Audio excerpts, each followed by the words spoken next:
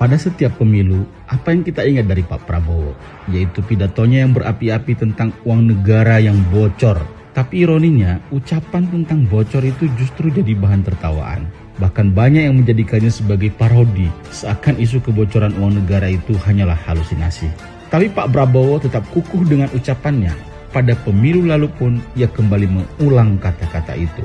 Dan kini kita tahu, ia terbukti benar.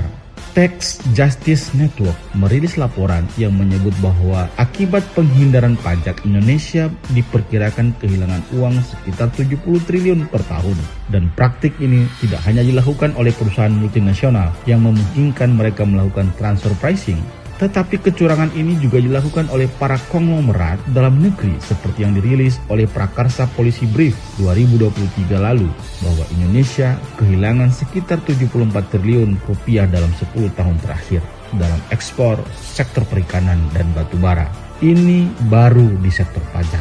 Data korupsi Indonesia pun tak kalah memprihatinkan. Indonesia Corruption Watch telah mengumpulkan data putusan korupsi yang dikeluarkan oleh pengadilan. Hasilnya, selama 10 tahun terakhir, antara 2013 hingga 2022, kerugian negara karena korupsi mencapai 238 triliun rupiah.